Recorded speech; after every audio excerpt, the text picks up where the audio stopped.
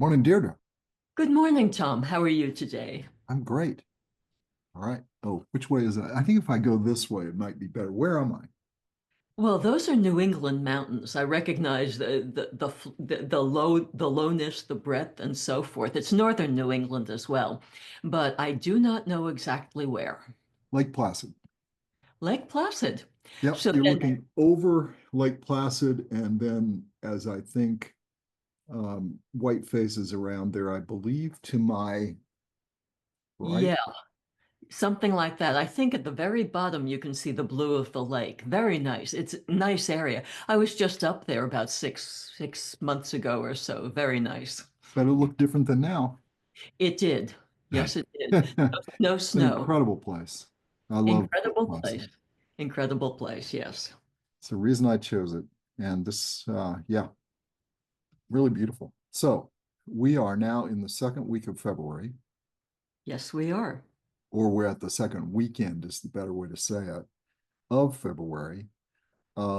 We are trying to take a look at what's going on, and we have to spend a lot of time talking through what's going on to try to see if we can provide some kind of insight.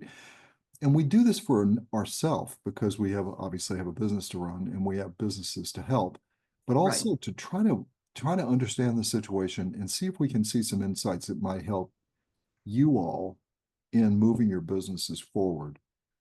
We we're going to separate it out into what are we seeing and trying to unravel that for you. And then we'll take some time and talk about things that we have found that help us to understand this better, especially with moving forward with your business. Now we'll sprinkle some of that through here, and I know, Dieter, you have a few of these things. So that being said, the common disclaimer, we're not taking a side here. We're not political observers. This is about understanding both sides because just like in business, you don't get your best products unless you have competition eventually, right? To make it keep it moving. Same thing, we all know that's the same thing in sports, but here is also, we are seeing a really not a well-balanced game at the moment. And that's part of what you're going to see here is the opposition isn't keeping up right now with the predominant player. And we want to explore both sides of that. So with that, dude, I'm going to turn it over to you to get started. I know you've got multiple pages of notes because you and I've been talking about this particular video for 2 days now. So why don't you kick it Right. off for us? Right. Again, some as in the last video, so many places to jump in. So I'm just going to pick something and get started and hope that you jump in and take us wherever you want, whenever you want to do this. And one is that we mentioned in the last video, the whole concept of this overall blitz. So much is happening, and there is so much to react to. And think about why is there a blitz here on one side? And very definitely, I think there's some showing of the followers that they're taking action. You know, like Yeah, we, you definitely. people, Yeah. we got your votes, and we're showing you we have some things to do here. I think there's another thing, and this ties in with our overall concept of time, which we keep mentioning, how time can be your friend or your enemy. I think some of this blitz is to break the resistance of the other side. When you overwhelm someone with change, then time is on your side, not on their side. Time is their enemy here. And we'll get to the reactions in a minute. I think there's another big thing that we keep hearing about, and that's that the one side, the Republicans keep talking about lessons learned from the first Trump term. That clearly the Republicans feel that there was, and you've heard the term deep state, there was a lot of resistance and so forth within the government itself, which kept the first Trump term from accomplishing what the president and his people wanted to accomplish. So it's my sense that they learned from this and they're coming in and deliberately removing the resistance within the government to what they want to accomplish in this term. And one way that you do that is you just come in knowing what you want to do and go after what you perceive as the issues to be addressed. For example, I keep hearing people say, and by keep hearing, I mean that I look at the media, I read the business Mhm. press, generally aware of me, keep hearing the sentence that a lot of dismay about going after USAID. Yes. But there are a couple of issues here, and one is that some USAID people said deliberately, well, we're going to continue to disperse money, even though we know that he doesn't want us to. That's disobedience. I hate to put it use that word really, but that's a deliberate resistance in the face of the incoming administration. So they're making a point here. They're making a point here. And I think also that some of what's coming out here is to show the followers again that they're going after the type of expenditures that the followers do not want the US government to be making. We're hearing about all of these things, monies for film, monies for product, electric car, all of these things that are, let's put it this way, they're not priorities of the president's followers. Yes. So he's not only making a statement, but he's also overwhelming the opposition and he's taking apart the resistance within the government. Now, the interesting thing to me, and I know you're going to have a lot to say on this point, Tom, is that the opposition is not reacting well. Even the leaders of the opposition say that they're not reacting well. It's almost as if they're stunned. The blitz is working. They don't know what to say. But I think what we're also seeing is two things, and I'll mention these two things and then turn it over to you. One is that whenever someone is hit by a blitz or overwhelmed, they tend to retreat to safety. So, what the opposition is doing here is they're retreating to the safety of what they've always done. And what the Democrats have always done is focus on process and focus on lawsuits. And that's what we're seeing as the resistance. The other thing I think, and this is important for businesses, is that when you're faced with one side taking steps, you need to talk back, but you need to talk back with a unified base. And right now, what we're seeing is the Democratic Party that cannot select its message, that cannot even decide why they lost the election, that you have some of the people in the party, the leaders of the party, saying one thing, but then at the same time, you have the election of the new Democratic National Chair representing another theme among the Democrats. I'm choosing my language carefully here because this is such a fluid situation. But this is what I think the Republicans are seeing. The Republicans are not seeing an effective opposition, nor are they seeing a solid base from which the Democrats are talking. And now, having made these points, I'm going to throw it back on you to explain it further. So that would lead one to think, other than the fact that it's curious and perhaps interesting for some, why are we talking about two political parties in the United States? It's because we believe this is the precursor to huge changes that are going to affect us building businesses. We are convinced of that, right? And we haven't necessarily seen them in every place yet, Deirdre, but worried is not the right word. We are convinced that these changes are going to come our way, and they're going to come our way just the way that these things have. They're going to just show up.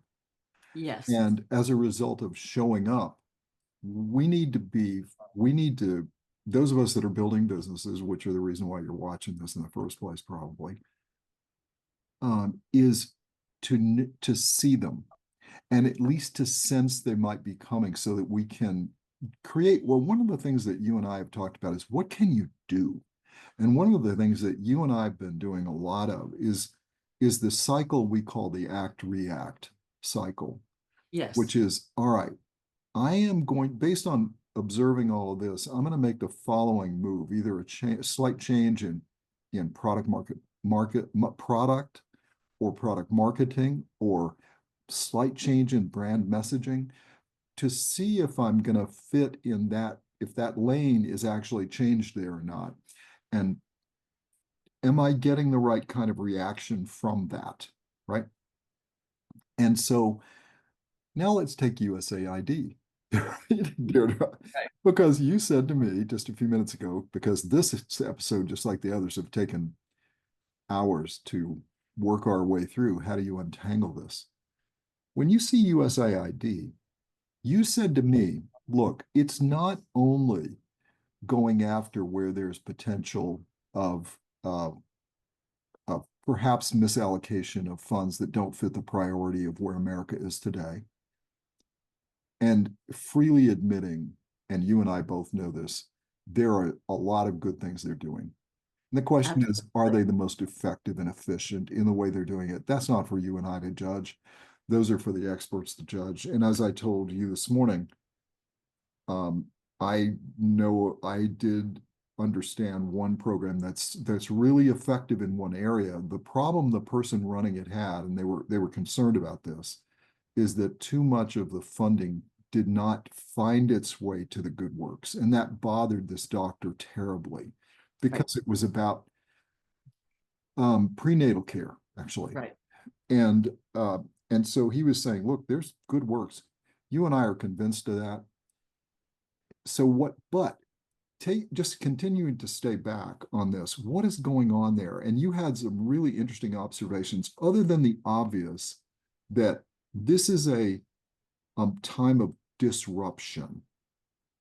This is a Right. deliberate disruption because what you believe, and I think you're right, is that one of the ways of demonstrating power historically has been through control of a process, right? Controlling process. So why don't you take that for a minute and go through that, and then we can say, all right, now how does AID play into this disrupting the process? Right. Well, first of all, the relation, you and I talked about this a lot. The relation between process and power is interesting because I would suggest that if you put your power in process, you're actually operating at the level of middle management. Middle management in a business is the group that's in charge of process. And that the people with the top power, the board, the C-suite, the CEO in particular, and so forth, don't bother so much with process. They expect other people to deal with the process. So that what we have here is an imbalance in power between the two sides, where you have the top people working in other directions while you have the opposition taking what I perceive as a middle management level power play. And it's a complete misbalance here. And it's not going to work out well for the opposition because of this balance. And part of that is that process takes a long time to get right. Process questions take a long time to resolve. While meanwhile, the other side, executing what I'll call executive power, and I mean that very broadly, I don't just mean it as the office of the presidency, is moving very quickly. This is a side, we keep saying that time is either your friend or your enemy. If you operate at the level of process power, time is not your friend. Time is going to work. You're going to be working on your processes while meanwhile things are happening all over the place.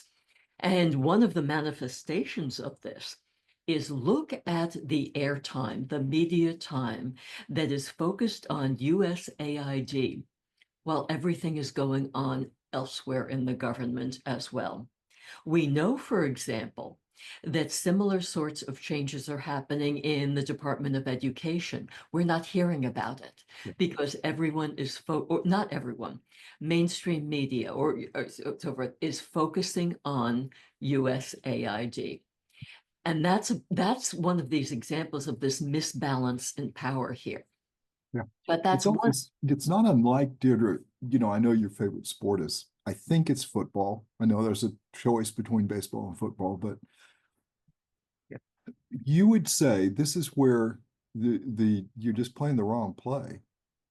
You're playing the wrong play. You're ignoring the very large offensive line there, or something like Exactly. that. Yeah. So You know. take this point about process power and process, Deirdre. So one could look at Elon Musk and say he's the disruptor of the process here. Well, look at him. He does not do process. He has So people who do process for so him. interestingly enough, and I know you we've talked this through too. He actually does, but he demands the engineering be right first. And then Yes. he has a 5-step process he goes through that's fascinating that we ought to get through in the how. One day we'll deal with uh, the Musk process. We've dealt with that before, but it's probably worth bringing back. It's very interesting. His process definition, one of the key steps of the process is to create the process and then eliminate everything you possibly can and see if it works. And if it doesn't break yet, it's not good enough. So he Right. wants to know what's going to break the process. And so he forces you through where you have to eliminate pieces of the process. And he's got rules for how you do it. It's fascinating. I don't want to preview it here. So he does, but he doesn't do it first. And it's not part of the power. He uses process as part of scale.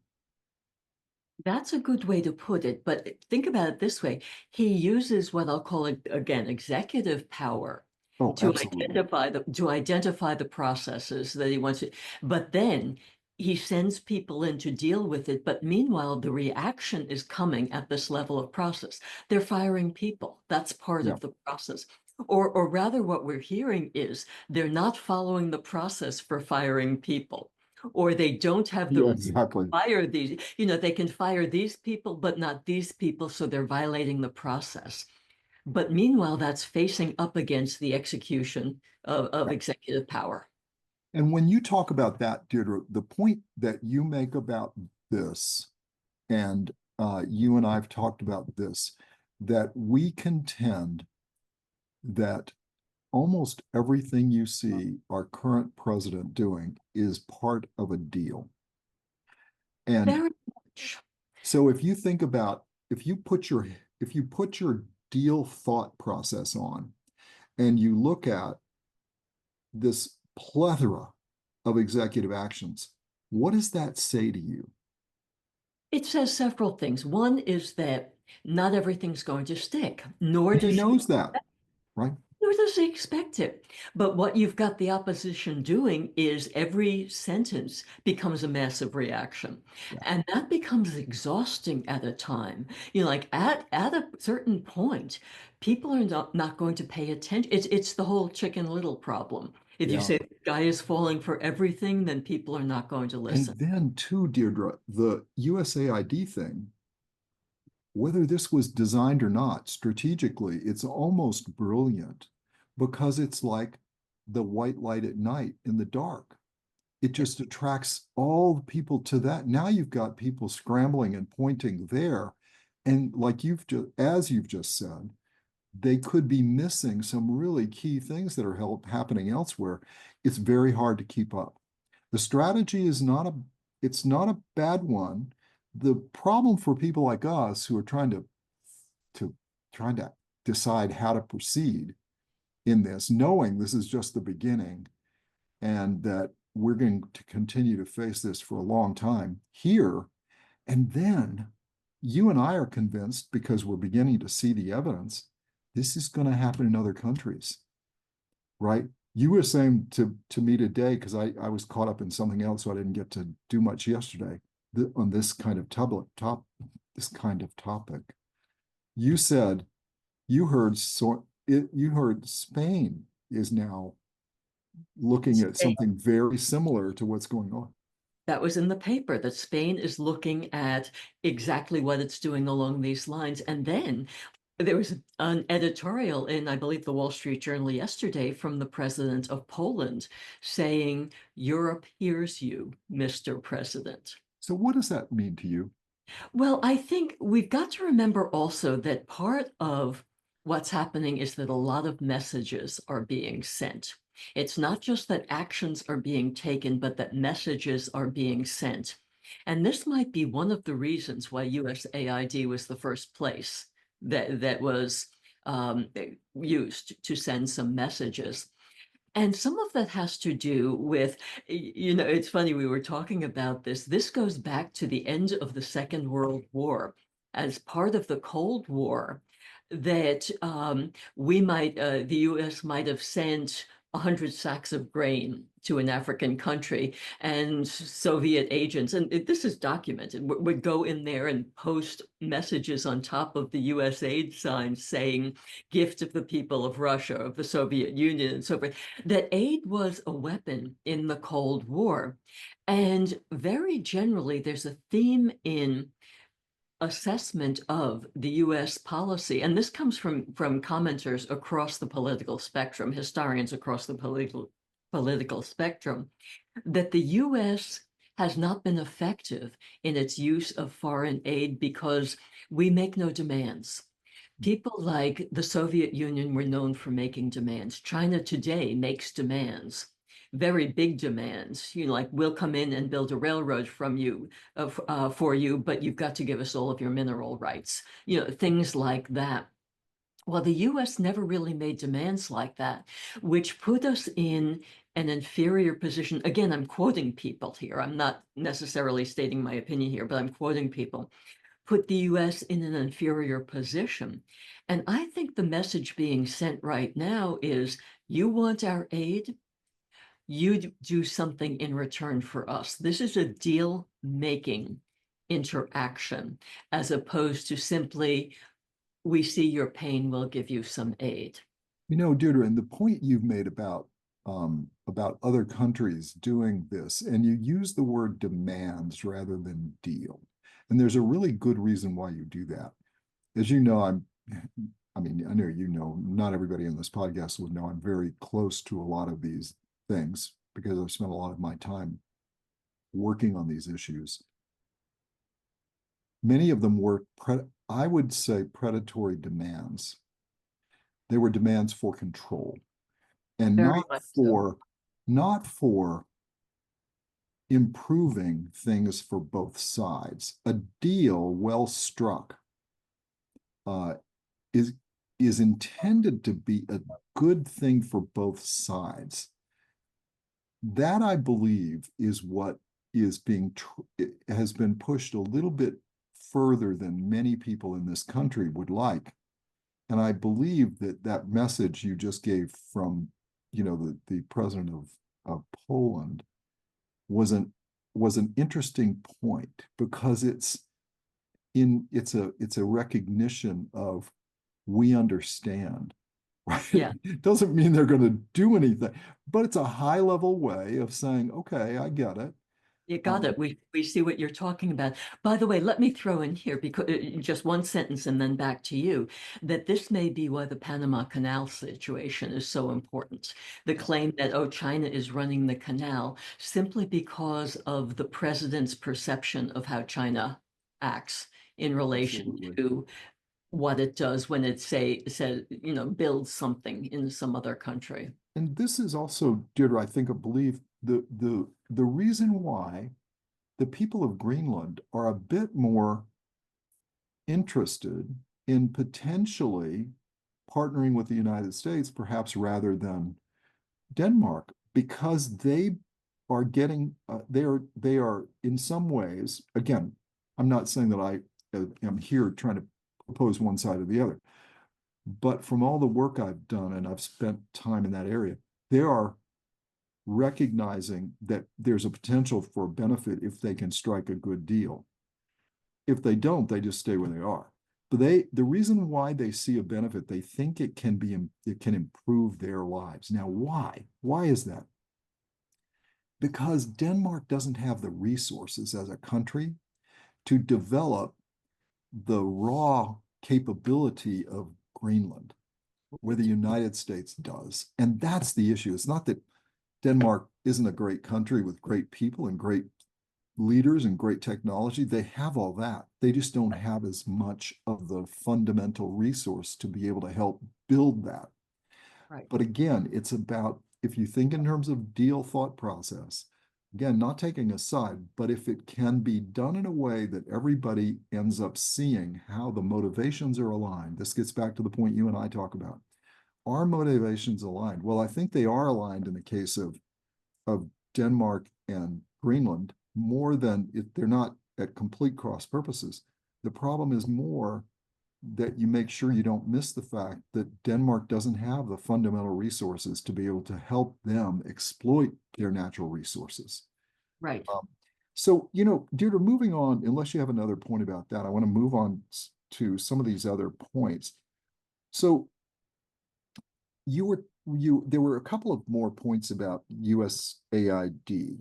And one point you made to me today is you were talking about that there's an aspect of the United Nations playing in all this. You believe there's an undercurrent of the United Nations, and it's fascinating to see. I'd like to hear your point. Now, again, we're looking at this. Why are we doing this? Not because we're political scientists. We're doing this because we think this is going to, again, affect a lot of the way people deal with each other around the world, which is going to affect our countries, our companies in this country, and Right. whatever reach we have around the world.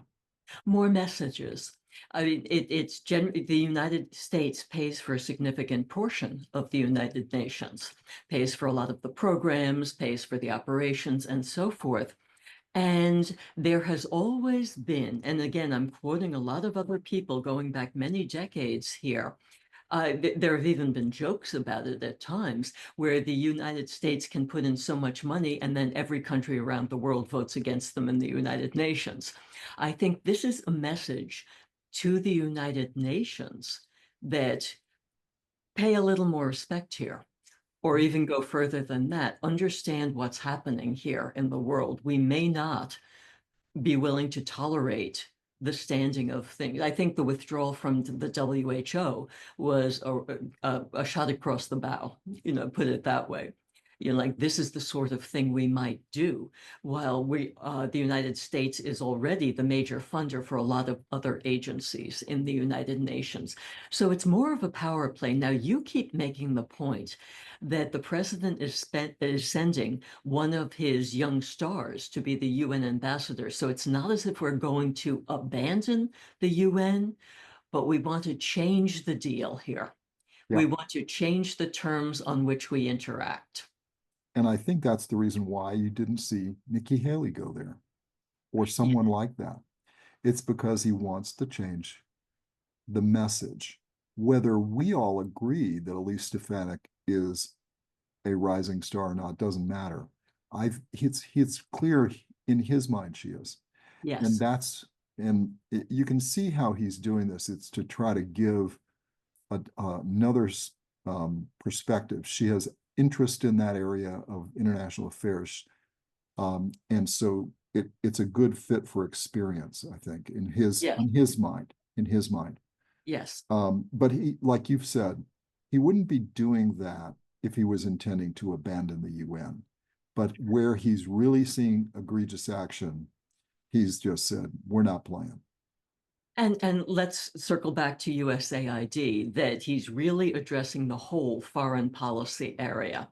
He's saying that we do not like aspects of what I'll call the global deal and the power, the flow of power around the world and things like that, and that we want to do this on terms that are better for the United States. So now, Deirdre, I'm going to stop after 30 minutes of talking about what's going on. And now let's translate it now to, as a business, though all of us running businesses here, what kind of things can we use to help us be able to move forward with our businesses?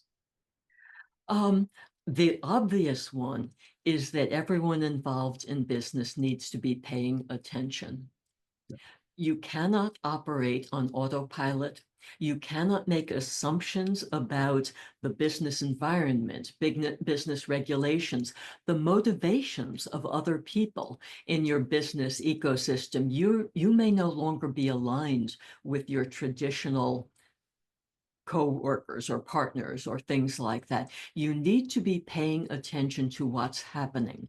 Similarly, you observe, you don't do a knee-jerk reaction. Yeah. You take considered action. For many businesses, time will be on their side to a degree, not vast amounts of time, but you don't have to react immediately. Take the time to figure out what's going on. There's a lot going on all over the place. Don't simply focus on where all of the news media are pointing their arrows. Exactly. Look at everything out there. We don't hear a thing about, say, the Department of Agriculture, the Department of Commerce yet. We will. We You bet. will. Yes. But just be aware that things are already happening And out. Deirdre, to that point, your point about that we again think time is always an important factor to consider in everything you do.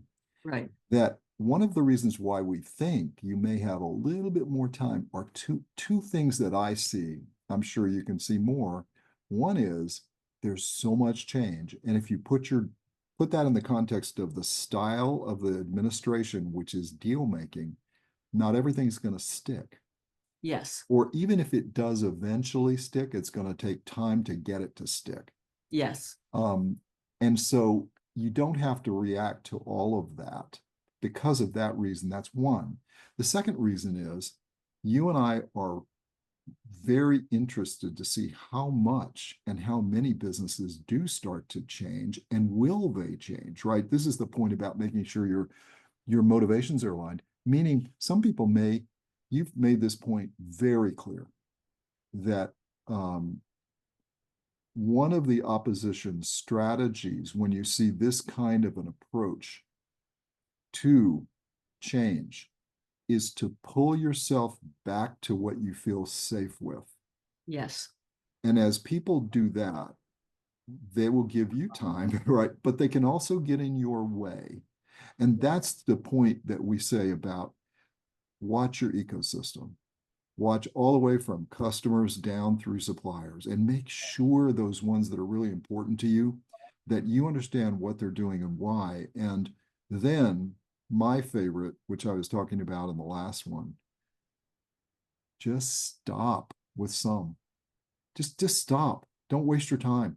Because if you're spending time with them or you're relying on them and they're not changing fast enough, you can't necessarily wait on them if you need to take a change. Because if you can get it elsewhere and it fits what you need, you have to go. Because this is going to be, I'm convinced, a continuous flow. And it's not going to be in all the same area. It's going to keep going. Correct. And I want to make it absolutely clear that while you're talking about the preferences of a company in terms of making sure everything's right, that companies can't look internally. They have to be looking externally to the marketplace, and especially to competitors. Remember that your competitors are going to be doing all sorts of things, but they may not be getting it right. They may be making their own assumptions or seeing things that aren't going to happen or doing things for reasons you can't fathom at this moment. So don't take everything that your competitors do as something that I was about to say needs to be taken seriously. I don't quite mean that, but don't try to copy it. Don't try to think that they know what they're doing. You have to make your own assessments about what is happening, what's right for your business, but most particularly, what's your marketplace saying? What are your customers saying? What products are they using? What aren't they using? What opportunities are they presenting? Where do they see their needs changing? And needs are going to be changing very rapidly with a lot of what's going on in the federal government.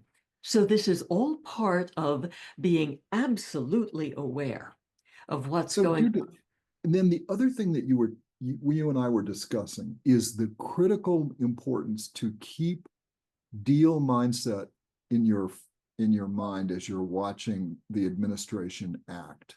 correct. That this is not negotiating in the traditional way. It may be more the Chris Voss negotiation, but this is not the traditional way most of us have been taught by never split. I mean, always split the difference, right? Or whatever. Right, right. I can't remember what the thing is was written by Harvard when you and I were. Getting to yes or something like Yeah, exactly. And it was all about, Chris Voss says, no, no, no, it's getting to know so that you understand right, what the guardrails are so you can play right. in the middle.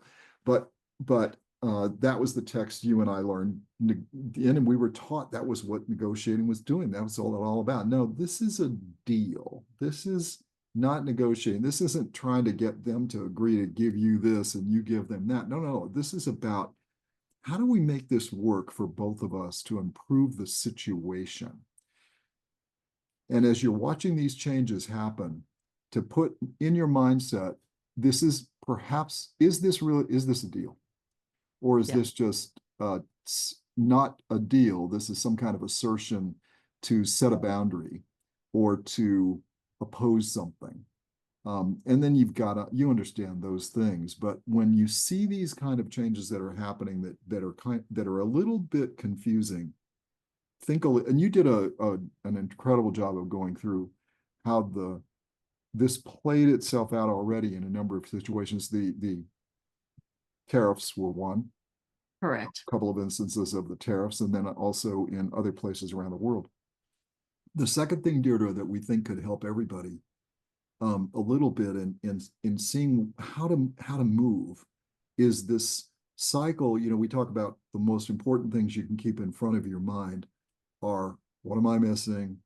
What are the motivations of all the players involved and how do they align? And then lastly, the amount of time you have. Is it your friend or is it your enemy? Followed very closely behind is something you and I have labeled the action reaction cycle. So Perfect. spend a second on this action reaction cycle, because I think that is what most people might help people as they're trying to figure out how to move forward.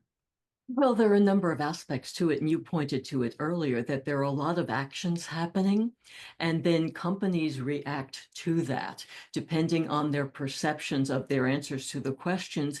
But also, I think this also gets into the whole idea of your organization has to be right, that leaders have to think in terms of organization do I need to have at this time?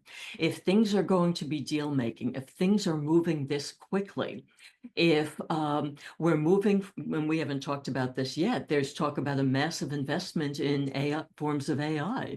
If that's the direction that these emerging technologies are changing me, what's my organization like? So even though there's the action reaction, some leaders can, or business people generally can anticipate this by starting to think through what organization do I need now to be able to have my own flexibility here, to do what I think is right, given how the flow of deals, changes, information, initiatives, and so forth is coming out. Now, this is not only the organization of your business, it has to do with your workforce. Major, major issue. What we have been seeing is, and this is something you and I talk about in multiple contexts, is, are the people skilled? Do the people have the skills they need? We saw, for example, last year that a lot of technology companies themselves were letting their programmers go because these programmers no longer had the skills to do the advanced AI work that the companies were moving toward. And, everyone was saying, oh, learn to program and you have a job for life. Well, no, that's not happening anymore. But the point is that in every organization, there are going to be people with what I'll call traditional skills, abilities, certain levels of knowledge. And business people have to think through, will these people take us where we need to go? So, And Deirdre, then that this is all good thinking. And I think you know, if anybody gets even one thought out of what you and I have talked about that helps them in figuring out how to see their way through this, that they can help themselves in what they're doing and moving their business forward. But I would say one of the things I mentioned, or I mentioned to you on the last video, was how I was disappointed that people that are perhaps being displaced in all this, because, you know, as you and I have said, one of the hugely disappointing things that happens with change that many people may agree with is good people are hurt, good works are dropped, and we don't like that in any way. Right. But I saw a doctor who was let go, not actually during this from USAID, but because he went against the grain at USAID before they went through the purge that's happening. And he was describing this prenatal care work that he was doing, describing all the great work that was done. And your comment to me was, I hope we don't lose him. I hope he's captured by the Rubio State Department. My view when I was watching this fellow talk about the passion he has for this and how he was convinced they were effective and they were doing the right work, I swear somebody's going to be on the phone to call him to say, come lead that effort for us. Because, and I hope it's us, right? Because Oh, yes. these are the kind of people. He didn't spend a lot of time about how he was mistreated a little bit on USAID, and I knew he's got some other things going on there, but he spent his time talking about the good works that he was very proud of the good works and how it was clear to me he loves it. Correct. And he is passionate and puts a lot of energy behind it and wants to get it done. And as I said before, if those who are hurt by this, that is not good for anybody. But if Correct. you can find a way to get through that and turn the game around, because if you're good and you've gotten hurt by this and you're doing good things, there are other places that will do this. And hopefully those kind of people will also be captured in the new reconstruction of that activity within the State Department. Correct. Deirdre, it's always a pleasure. Always a pleasure, Tom. And we've got so much to talk about. Yeah. We'll pick it up. It's, I mean, it's great for us. I can imagine, I know, we know how nerve-wracking some of this is for a lot of the folks we deal with. But, Absolutely. you know, if you need us privately, we'll gladly talk with you. But otherwise, we're going to do this, I'm guessing, probably twice a week now, because there's too much happening to see if we can help people make sense of this stuff. Too much to talk through.